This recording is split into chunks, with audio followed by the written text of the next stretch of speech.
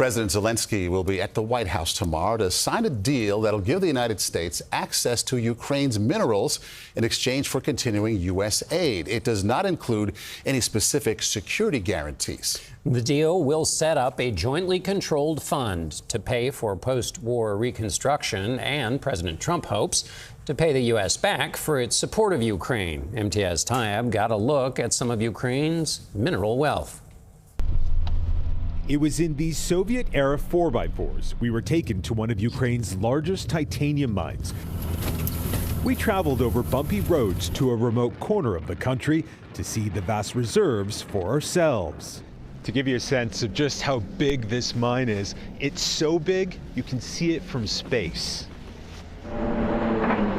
According to President Trump, this was just a sliver of Ukraine's untapped wealth, which includes large lithium, cobalt, graphite, as well as oil, coal, and gas deposits, which he wants a stake in as payback for 3 years of U.S. support in the war against Russia. In theory, the joint fund will invest in Ukraine's post-war reconstruction, but the country will have to hand over 50% of all natural resource revenues, something President Trump insists will earn the U.S. between $350 and $500 billion.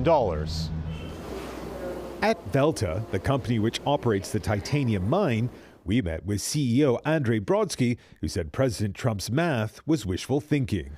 There is no definitive list of mineral deposits in Ukraine, and there are no estimates of the monetary value of these deposits, he said, so we might as well be transferring 50% of the surface of the moon. This may not be the moon, but Brodsky's concern over the lack of exploration of Ukraine's natural resources are shared by other experts in the field. Still, if U.S. companies do invest in Ukraine's resources sector, Brodsky said it could ultimately give President Volodymyr Zelenskyy what he wants, which are security guarantees. If 5 to 10 American companies were operating in Ukraine, then the U.S. would suggest placing American troops here. So really what you're saying is that if the U.S. has more business interests in Ukraine, it will almost automatically give your country security guarantees. Yes, this is how the military and political system has worked forever, everywhere. And when Ukrainian President Volodymyr Zelenskyy goes to the White House tomorrow to sign the joint fund agreement, he most certainly will not be getting those security guarantees. But what he is likely hoping for is to turn the page with President Trump after an extremely tense few weeks.